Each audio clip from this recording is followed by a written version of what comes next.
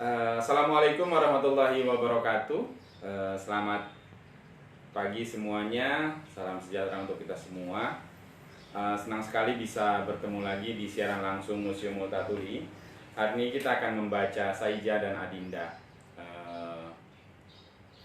Saya akan menceritakan atau saya akan menyampaikan beberapa hal tentang buku atau novelet Saijah Adinda yang ada di novel Max Havelaar. Minggu lalu sudah disinggung tentang Max Havelaar dari berbagai versi, kemudian begitu pula yang terjadi di buku atau di novelet Saijah Adinda yang ada di novel Max Havelaar. Kalau teman-teman membaca Max Havelaar pasti sudah menemukan bab 17, yaitu bab kisah tentang pemuda dan gadis lebah bernama Saijah dan Adinda. Sekali lagi untuk yang baru bergabung, terima kasih sudah bergabung pagi ini di Museum Multatuli Lebak di Rangkas Bitung. Alhamdulillah keadaannya cerah. Semoga teman-teman yang ada di rumah juga yang dimanapun ada teman-teman berada dalam kondisi yang sehat walafiat. Teman-teman, di depan saya ada beberapa edisi Saijah dan Adinda. Yang menarik sebenarnya ternyata kalau kemarin teman-teman mengikuti Max Havelaar dari bahasa Indonesia itu pertama kali terbit tahun 1972 oleh A.B. Yasin, penerbit Jambatan. Yang menarik, Balai Rakyat 40 tahun sebelum A.B. Yasin menerjemahkan Max Havelaar sudah menerjemahkan Saijah Adinda ke bahasa Sunda, yaitu tahun 1932. Nah, siapa yang melakukan itu atau siapa penerjemahnya? Penerjemahnya adalah Raden Tumenggung Adipati Arya Sunaria, yaitu beliau ini mantan Bupati Ciamis, Bupati Tasik dan Bupati Garut. Jadi dan salah seorang pendiri dari Universitas Pajajaran. R.T.A. Sunaria menerjemahkan Max Havelaar ke bahasa Sunda tahun 1932 itu. Saya pikir luar biasa karena di tahun-tahun tersebut belum banyak yang melakukan pekerjaan penerjemahan, kemudian juga apalagi ini menerjemahkan ke bahasa Sunda, seperti Ramalan Multatuli di akhir bab 20 yang mengatakan bahwa saya akan menerjemahkan ke bahasa-bahasa yang ada di dunia yang saya kuasai, dan yang belum saya kuasai saya akan belajarnya. Ini terjemahan bahasa Sunda. Sebenarnya ini tahun 50, jadi bahasa Sunda juga mengalami beberapa kali cetakan. Tahun 32 oleh Balai Rakyat. Tahun ini yang saya pegang tahun 50, Balai Pustaka yang waktu itu menerjemahkannya. Kemudian tahun 2003 oleh penerbit Giri Mukti. Nah, di terbitan bahasa Sunda ada ilustrasi-ilustrasi yang menguatkan cerita. Ini misalnya ilustrasi ketika ayah Saijah dicambuk. Kemudian juga ada ilustrasi ketika Saijah ngambean malati pamahanan Adinda atau yang diberikan Adinda. Bisa terlihat ininya ilustrasinya. Kemudian juga banyak sekali ada ilustrasinya, dan ini menarik sekali untuk mendukung cerita. Nah, sekilas saya ingin menyampaikan ringkasan cerita. Jadi Saijah dan Adinda ini kisah cinta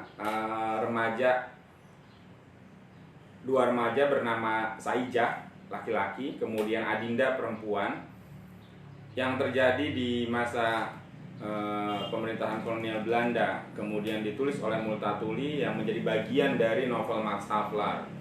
Tepatnya ada di bab 17. kisah cinta Saijah dan Adinda inilah yang membawa inti masalah dari praktek kolonialisme yang terjadi di Indonesia, di tanah Hindia Belanda waktu itu. Jadi bagaimana praktek-praktek kolonialisme, praktek penjajahan itu bisa sampai ke akar rumput gitu, ke desa-desa, sampai bisa menghancurkan percintaan atau kisah cintanya si Saijah dan Adinda. Ini kisah cinta tragis romantis, kisah yang tragis romantis, kemudian juga yang bagaimana realitas petani pada saat itu ayah Saijah yang memiliki seekor kerbau bisa kehilangan kerbaunya karena praktek kolonialisme itu sendiri.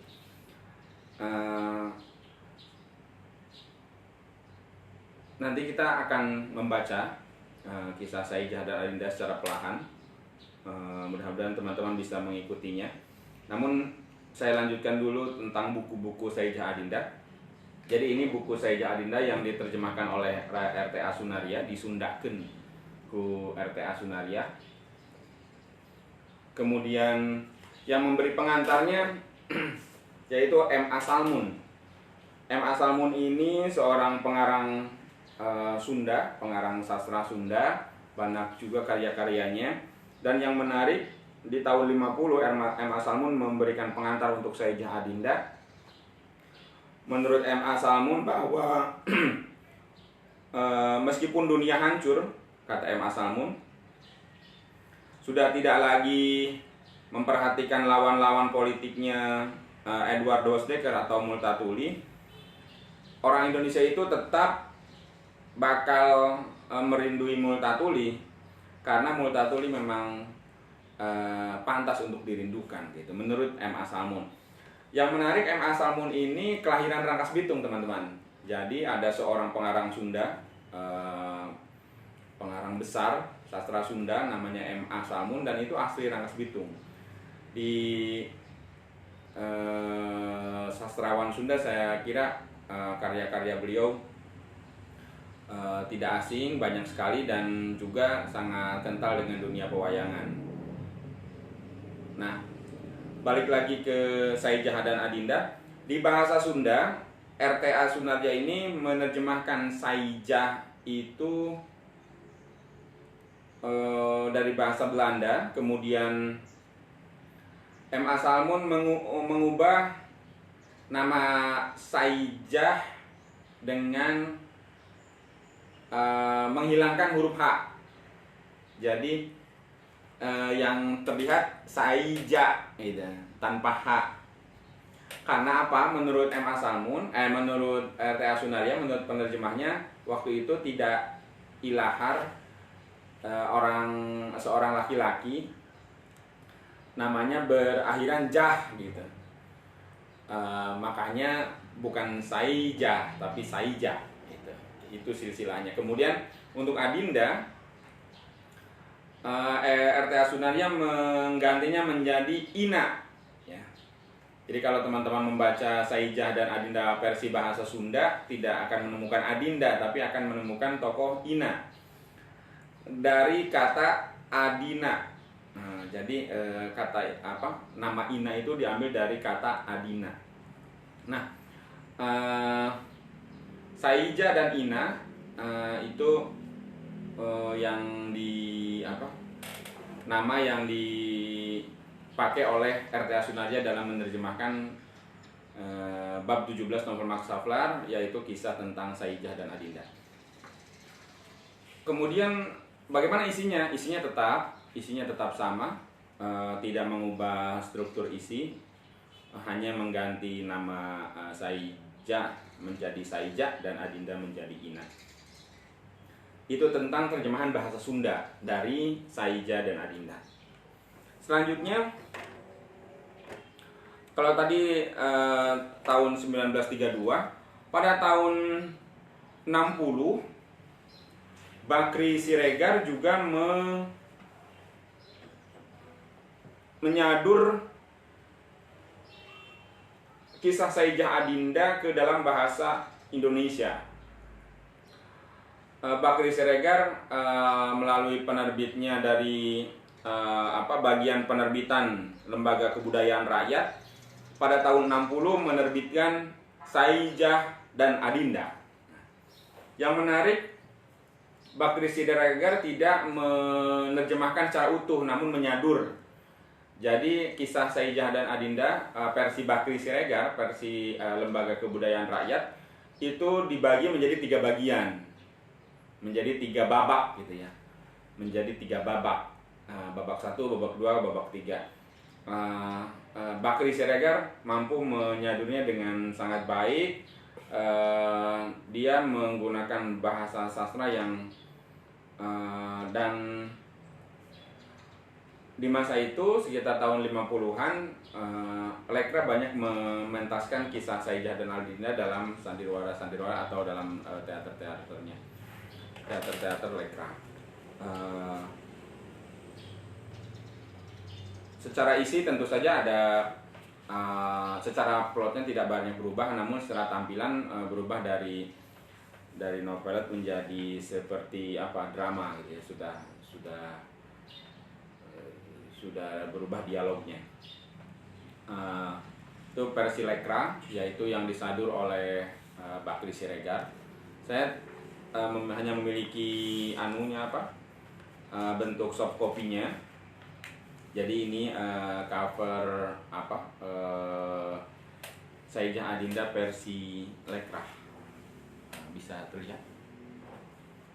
Jadi tidak ada covernya yang khusus, hanya tertulis Saijah dan Adinda karya Multatuli, disadur oleh Bakri Siregar, diterbitkan oleh bagian penerbitan Lembaga Kebudayaan Rakyat Lekra, Jakarta 1960.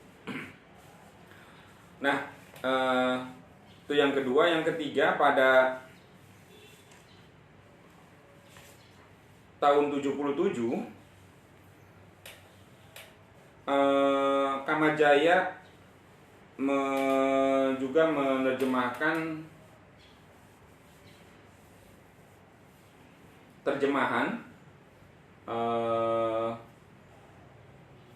bahasa Indonesia kisah Saijah dan Adinda.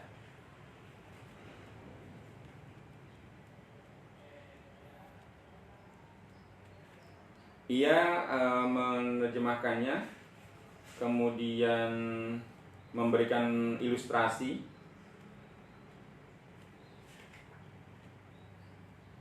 Ini terbitan Indonesia, UP Indonesia Yogyakarta.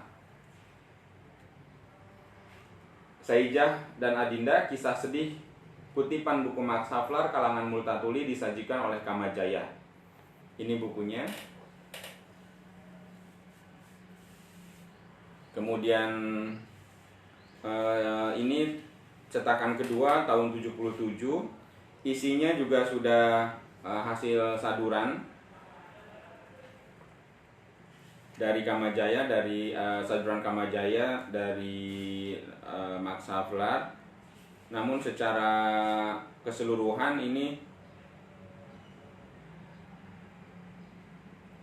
tidak ada yang berbeda dari Max Havelaar, jadi masih terjemahan lah gitu ya, masih berbentuk terjemahan, jadi bukan saduran, maaf, ini terjemahan.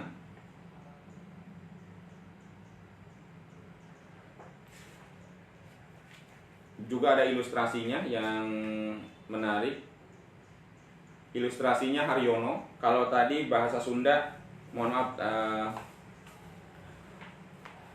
yang menulis yang membuat ilustrasinya Sayuti Karim, yang membuat gambar-gambarnya. Sementara untuk Kamajaya, yang membuat ilustrasinya adalah Haryono.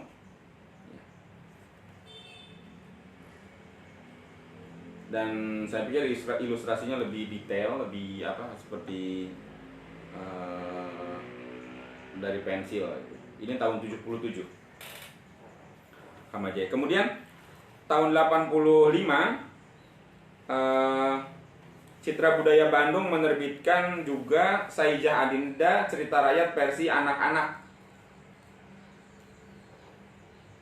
Ini Saijah Adinda versi anak-anak tahun 85. Di sini juga tidak persis sama, karena ini sudah hasil menyari atau menyadur hasil saduran dari Jan Vidicort dan Har, disarikan dari Max Havelaar karya Multatuli.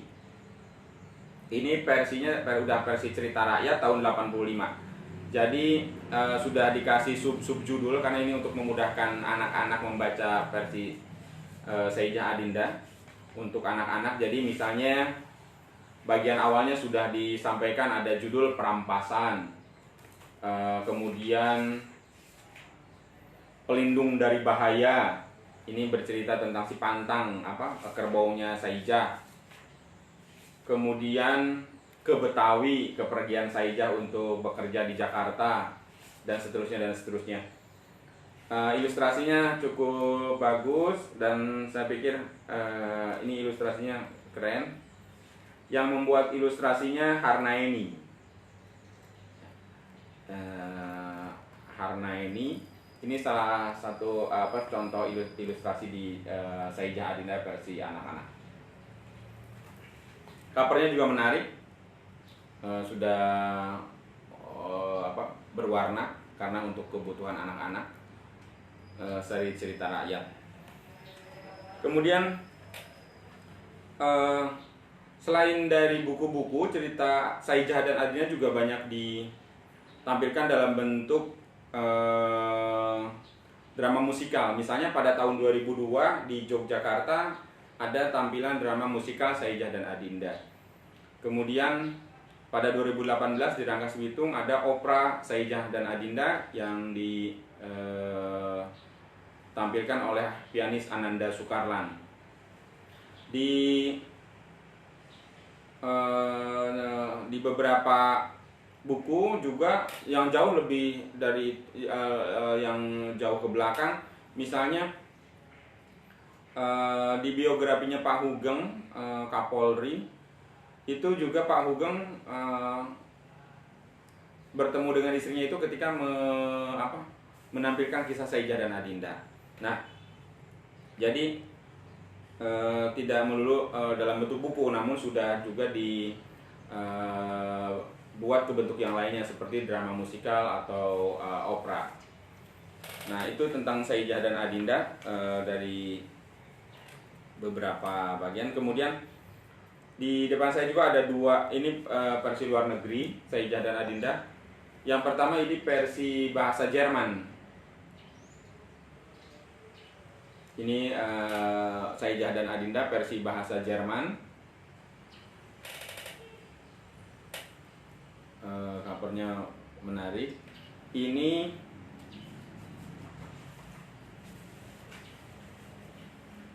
diterbitkan oleh penerbit Karl Erich Müller, Kinderbuch Berlin. Ilustrasinya oleh Karl Erich Müller. Kemudian tahun 88. Jadi ini cerita anak-anak juga. Ini contoh salah satu ilustrasinya.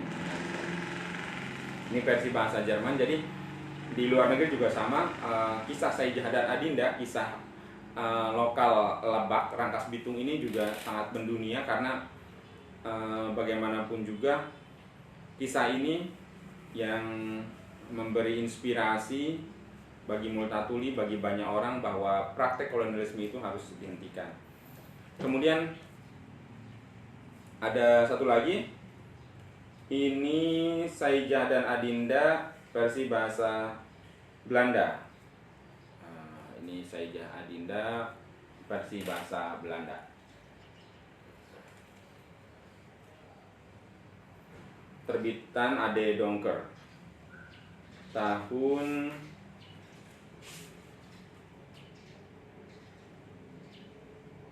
2017, masih baru. Ini menarik, ilustrasinya oleh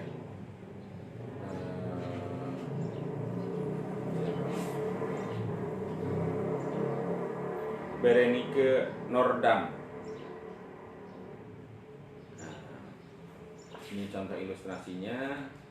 Ada orang di sawah sedang tandur, bercocok tanam. Kemudian ada jaketnya. Ini sampul bukunya. Ini cover warnanya biru muda. Nah teman-teman,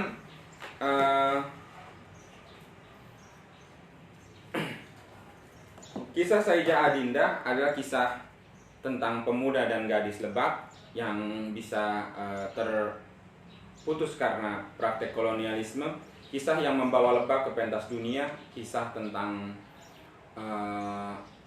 sepasang remaja yang mengalami praktek kolonialisme yang akhirnya percintaannya terputus karena praktek kolonialisme. Nah, kisah ini banyak memberikan kita pelajaran bahwa kekuatan, kesetiaan, keberanian membuat Saijah berani melawan takdirnya. Saijah tidak berhenti sampai di Badur, namun Saijah pergi ke Batavia. Saijah bekerja dengan keras, bekerja dengan sungguh-sungguh. Bagaimanapun juga Saijah meyakinkan Adinda bahwa ia menepati janjinya, dan Adinda juga melakukan hal yang sama. Dia menunggu Saijah. Kemudian mereka berdua pada akhirnya meninggal di Lampung.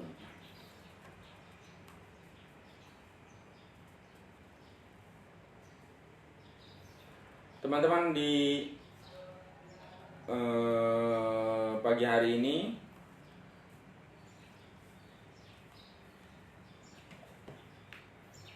saya kira ke depan kita akan pelan-pelan membaca Saijah dan Adinda. Namun untuk mulai pagi ini, karena kemarin judul pertemuan hari ini adalah membaca Saijah dan Adinda, saya ingin membacakan Saijah dan Adinda dari versi Bakri Siregar. Namun tentu saja tidak harus selesai hari ini, jadi kita bisa lanjutkan di pertemuan berikutnya. Saya ingin membaca babak ke-1 dulu. Namun apakah ada pertanyaan? Jadi teman-teman yang sedang kebetulan menyaksikan secara langsung ini bisa bertanya. Baik, kalau tidak ada, saya ingin membacakan Saijah dan Adinda versi Bakri Siregar, saduran Bakri Siregar.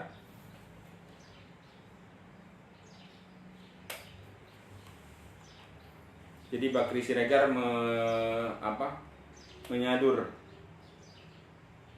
Saijah dan Adinda, kemudian membaginya menjadi 3 babak.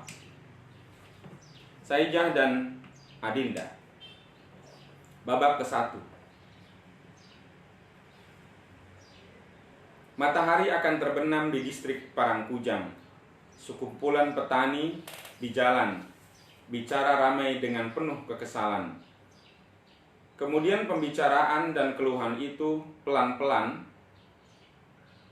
tapi kemudian makin jelas kedengarannya.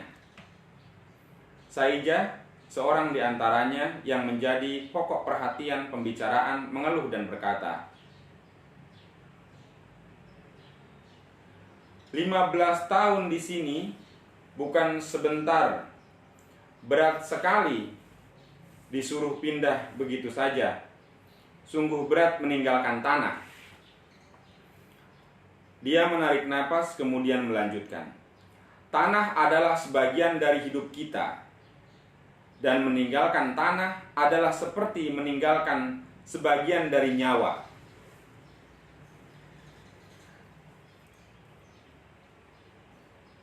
Kalian kan bisa ngerti ini. Tidak ada anak tani yang suka meninggalkan tanah tempat dia dilahirkan. Saijah mengangkat mukanya dan tegas katanya, penuh perasaan. Air yang mengalir dalam tanah merupakan darah sendiri di tubuhnya, dan dia tidak bisa rela memberikan darahnya.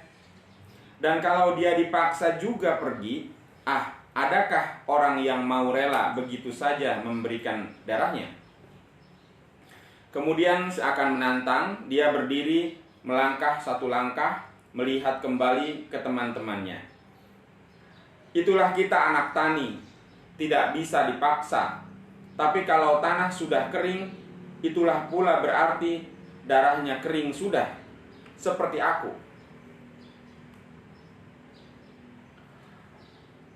Pada mukanya sungguh kepahitan, tapi tiada keputusasaan. Amal, seorang dari petani-petani itu menjawab sejurus antaranya. Iya, tapi kau terlampau lekas naik darah dan tergesa-gesa mengambil keputusan. Langsung dijawab Saijah, kalau darah sudah kering, aku mau apa lagi di sini? Di tanah kering. Berkata pula Karjo, seorang petani lain, masih banyak bagian lain tempat yang akan dikerjakan.